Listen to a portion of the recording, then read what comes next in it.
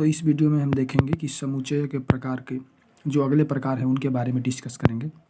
उनमें से एक प्रकार होता है एकल समुच्चय, इंग्लिश में बोलते हैं सिंगलटन सेट। तो एकल समुच्चय क्या होता है, पहले डेफिनेशन देख लेते हैं। तो ऐसा समुच्चय जिसमें केवल एक अवयव होता है उसे एकल समुच्चय कहते हैं। कहने का मतलब यह है कि एक ऐसा समुच्चय जिसमें केवल एक अवयव मिले, मतलब केवल और केवल वन एलिमेंट मिले, तो उस सेट को हम बोल देंगे कि वो क्या है, एकल समुच्चय। वन कहने का मतलब आपको ये अंक वाला वन नहीं समझना, मतलब एक कोई भी एलिमेंट हो। बात समझ में आ रही है? तो उस सेट को हम बोल देंगे एकल समुच्चय।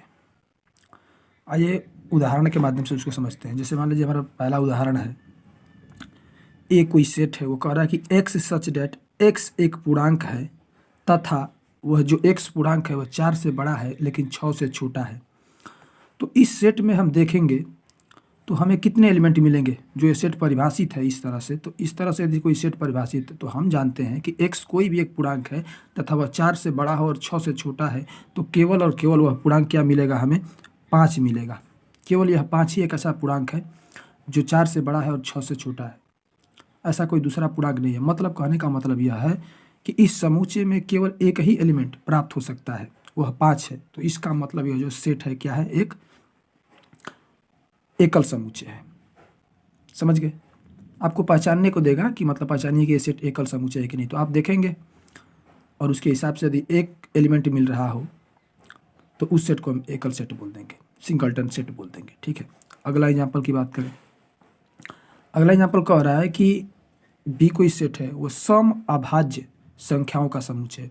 बात को समझना है थोड़ा। क्या कह रहा है कि अभाज्य संख्याओं का समुच्चय तो हो लेकिन वह सम भी हो, मतलब ऐसी, मतलब सम भी हो और अभाज्य भी हो, ऐसे संख्याओं का समुच्चय यह है।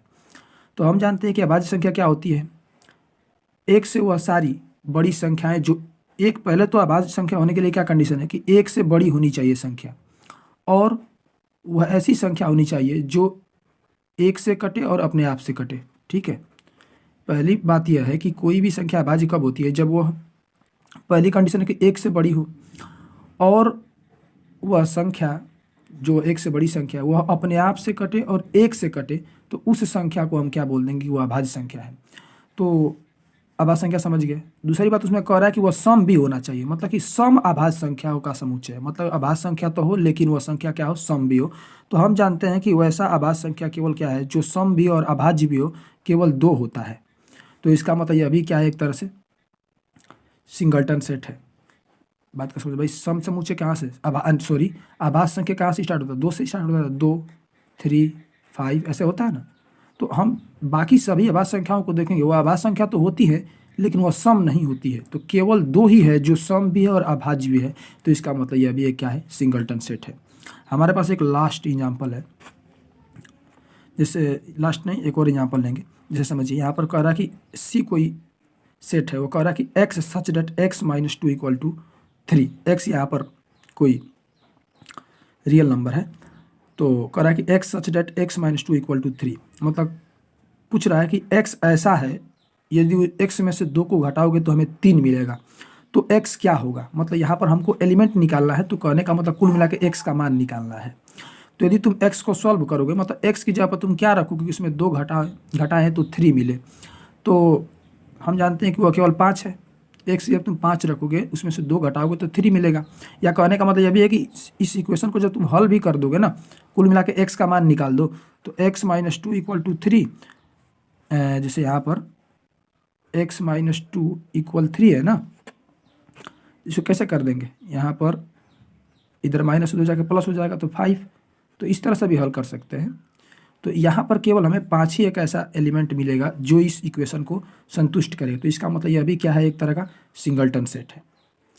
और जैसे मान लो कहो तो यहाँ पर मान लो हमारे पास एक कोई पी सेट है, वो इस प्रकार से हमें बस सिर्फ ये दिया है, एक एलिमेंट दिया है 5। तो यह भी क्या है, यह भी एक तरह का सिंगलटन सेट है, एकल समुच्चय। क्यों? क्योंकि इसमें भी अवयवों की संख्या कितनी है, 1 है, तो यह सिंगलटन सेट है। और हम आगे देखेंगे अभी कि बहुत सारे परिमित समुच्चय और अपरिमित समुच्चय की बात करेंगे। हाँ, तो अब हम देखेंगे परिमित समुच्चय फाइनाइट सेट। ये अलग प्रकार का समुच्चय होता है, इसको हम देखते हैं।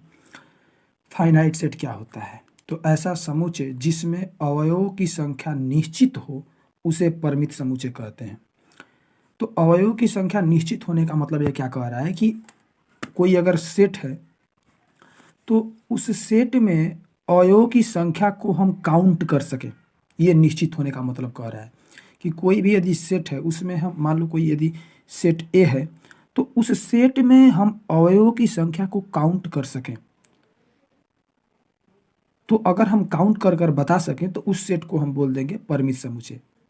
निश्चित करने का मतलब, संख्या निश्चित होने का मतलब यही कह रहा है कि उसमें अवयवों को हम बता सकें कि वह उसमें अवयव कितने हैं, 10 है कि 12 है कि 16 है, इस ये कह रहा है वो।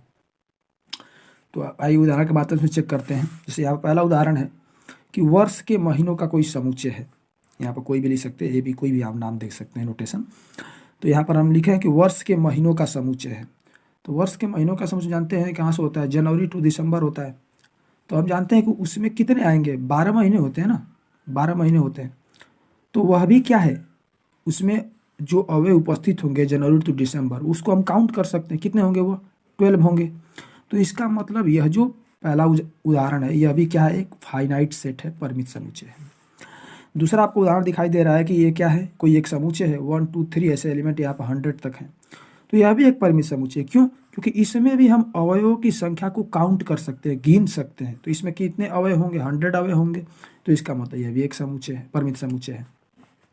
अच्छा, हमारे पास एक तीसरा उदाहरण है, वो कह रहा है कि 99 से छोटी अभाज्य पूर्णांकों का समुच्चय। क्या कह रहा है? कि 99 से छोटी अभाज्य पूर्णांकों का कोई समुच्चय है। तो जितनी सारी 99 से छोटी अभाज्य पूर्णांक होंगे उनको भी हम काउंट कर सकते। जैसे हमारे पास क्या होंगे? 2 होगा, 3 होगा, ऐसे 5 7 ऐसे काउंट करते करते करते लास्ट में आपके पास आएगा 97 आता है। तो आप जैसे, तो इसमें भी हम काउंट कर सकते हैं। जब आप काउंट करेंगे ना तो 25 एलिमेंट आते हैं, तो इसको भी हम काउंट कर सकते हैं। इसका मतलब यह भी क्या है? एक फाइनाइट सेट है। अच्छा, अगला उदाहरण क्या कह रहा है कि भारतवर्ष के विश्वविद्यालयों का समुच्चय। तो भारतवर्ष में कितने विश्वविद्यालय हैं यह भी कोई निश्चित मान होगा, तो कोई निश्चित संख्या होगी ना, मतलब उसको भी काउंट कर सकते हैं भारत में कितने विश्वविद्यालय हैं। तो यह भी क्या होगा? एक तरह से फाइनाइट सेट होगा, परिमित समुच्चय होगा। हमारे पास लास्ट यहाँ पर कह रहा है कि अंग्रेजी वर्णमाला के अक्षरों का समुच्चय। भाई अंग्रेजी वर्णमाला के अक्षरों का समुच्चय हम बनाएंगे सेट, तो उसमें कैसे यहाँ पर बना दे रहे हैं, तो उसमें आएगा तो क्या होगा भाई? यहाँ पर ऐसे होगा ना, ऐसे A2 क्या होगा? A to Z सारे एलिमेंट उसमें होंगे। तो इनको भी हम काउंट कर बता सकते हैं कि इस सेट में कितने एलिमेंट होंगे? 26 होंगे। तो यह भी, इसको भी हम काउंट कर सकते हैं, इस सेट के अवयवों को हम काउंट कर सकते हैं, गिन सकते हैं। तो इसका मतलब यह भी क्या है? परिमित समुच्चय है। ठीक है, सबसे पहले नोट करके मैं आपको एक बात बताना चाहता हूँ कि हमने एक शॉर्ट वीडियो में क्वेश्चन पूछा था कि परिमित नल सेट, मतलब जो रिक्त समुच्चय होता है, नल सेट क्या वह एक परिमित समुच्चय होता है कि अपरिमित समुच्चय? तो हम आपको बता दो कि नल सेट क्या होता है? एक फाइनाइट सेट होता है। क्या होता है? फाइनाइट सेट होता है। क्यों? परिमित समुच्चय होता है। क्यों परिमित समुच्चय क्यों होता है? क्यों? क्योंकि आप समझ गए कि परिमित समुच्चय किसे कहते हैं? हम उस समुच्चय को परिमित कहते हैं जिसमें उपस्थित अवयवों की हम संख्या को बता सकें, गिन सकें। तो हम जानते हैं कि नल सेट में, अब तो नल सेट को, तब तो बहुत सारे क्वेश्चन उठेगा कि नल सेट में तो कोई एलिमेंट ही नहीं होता है। बात सही है कि नहीं होता, लेकिन उसमें भी वह निश्चित है ना कि उसमें भी 0 एलिमेंट होता है, मतलब कि कोई 0 एलिमेंट होता है। मतलब कहने का मतलब कि शून्य एलिमेंट होता है, यह भी एक निश्चित बात है। उसको भी गिन सकते हैं कि इसमें कुछ नहीं एलिमेंट है, मतलब शून्य एलिमेंट है, वो अभी एक निश्चित है ना एलिमेंटों की संख्या, कि उसमें शून्य एलिमेंट है, कोई एलिमेंट नहीं है। तो इसका मतलब वो अभी क्या हो गया? एक फाइनाइट सेट हो गया। ठीक है, आगे अभी हम देखेंगे कि इनफाइनाइट सेट क्या होता है, अपरिमित समुच्चय क्या होता है। सबसे पहले हम पढ़ते हैं अपरिमित समुच्चय किसे कहते हैं। यदि किसी समुच्चय में अवयवों की संख्या अनंत हो तो उस समुच्चय को अपरिमित समुच्चय कहते हैं। संख्या अनंत होने का मतलब यह है कि उसमें जो समुच्चय है जिसमें अवयवों की संख्या को गिनती नहीं की जा सकती, मतलब गिन नहीं सकते उसमें कितने एलिमेंट है, बता नहीं सकते। संख्या के अनंत कहने का मतलब यह है कि उस सेट में हम अवयवों की संख्या को बता नहीं सकते कि इसमें 10 अवयव हैं, इसमें 12 अवयव हैं। कहने का मतलब यह है। ठीक है, तो आइए एक हम उदाहरण के माध्यम से समझते हैं यहाँ पर। जैसे मान लीजिए हमारे पास कोई सेट दिया है। अच्छा मैं पूछूं कि ये प्रॉपर्टी गुण मेथड में लिखा हुआ सेट है, कह रहा है कि एक्स। अब पूछेंगे खड़ी लकड़ी क्या है, तो आप याद करिए, आपको मैंने पीछे लेक्चर में बता चुका हूँ कि सच डेट को हम इस तरह से ही प्रदर्शित कर सकते हैं, खड़ी लकड़ी मतलब x such that x equal to n square, जहाँ एन एक धन पूर्णांक है। तो चेक करना है कि यह समुच्चय अपरिमित है कि नहीं। तो ध्यान से देखिए, हम इसको अपरिमित कैसे चेक करेंगे। सबसे पहले यदि मैं यह ज्ञात कर लूँ कि इसमें एलिमेंट कितने हैं, उसके बाद तो चेक करेंगे ना कि एलिमेंट कितने एलिमेंट है, 10 एलिमेंट है कि 20 एलिमेंट है। तो एलिमेंट ज्ञात करने का मतलब कि एक्स का मान ज्ञात करना। तो आप एन इक्वल टू 1 रखेंगे तो हमें क्या मिलेगा, 1 मिलेगा। 2 रखेंगे तो हमें क्या मिलेगा, 4 मिलेगा। 3 रखेंगे तो हमें 9। ऐसे रखते जाएंगे आप। 4 रखेंगे तो 16, 25, 5 रखेंगे तो 25। ऐसे आप रखते जाएंगे तो हमें अनंत तक, मतलब बहुत सारे एलिमेंट, हम गिन नहीं सकते, अनंत एलिमेंट मिल सकते हैं यहाँ पर। तो इसका मतलब यह जो सेट है वह क्या है, इनफाइनाइट सेट है, अपरिमित समुच्चय है। ठीक है, क्यों? क्योंकि इससे यदि हम एलिमेंट को ज्ञात करूँगा, मतलब ये गुण विधि में लिखा हुआ है, इससे पहले हम रोस्टर विधि में लिखेंगे, मतलब एलिमेंट ज्ञात कर लें। तो आप एलिमेंट ज्ञात करेंगे तो इसमें बहुत सारे एलिमेंट, अनंत एलिमेंट प्राप्त होंगे। तो यही कारण है कि ये जो सेट है क्या होगा, अपरिमित समुच्चय होगा। उस तरह से दूसरा एग्जाम्पल हमारे पास है, मान लीजिए ये 1 2 3 4, ये डैश डैश, मतलब कि याद रखिएगा, अनंत को यदि दर्शाना हो तो 3 डाट का प्रयोग करते हैं। एनसीईआरटी के अनुसार कहती है, एनसीईआरटी की बुक है, कि 3 डाट का प्रयोग करते हैं। मतलब ये बता रहा है कि 1 2 3 4 ऐसे अनंत तक बढ़ता गया है, 5 6 7 8 ऐसे अनंत तक बढ़ता गया है।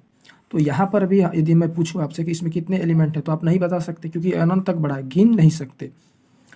बात समझ में आ रही है, बता नहीं सकते कि इसमें कितने एलिमेंट है। तो इसका मतलब यह भी क्या है, एक अपरिमित समुच्चय है।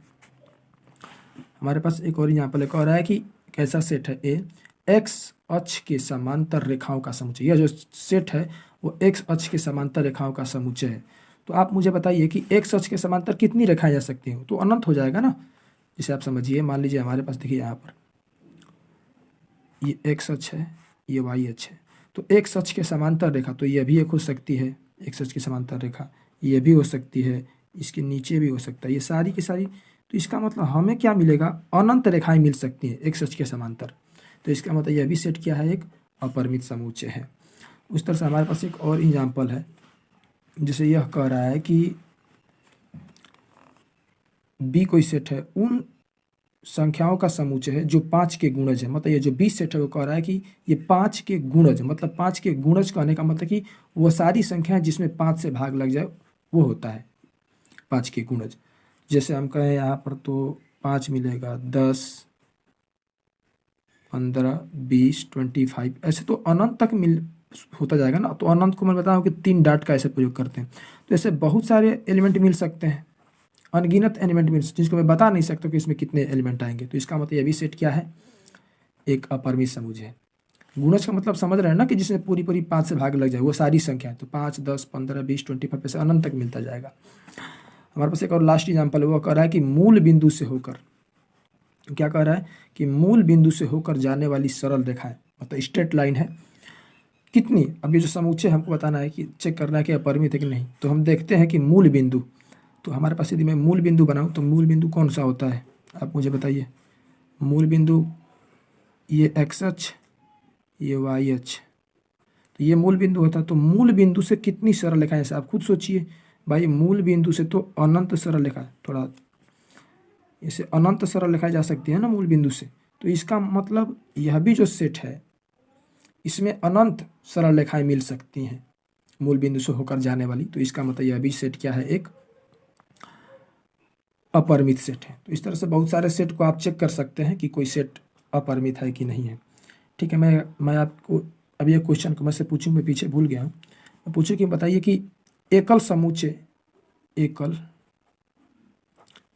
एकल जो समुच्चय है वह परिमित है कि अपरिमित।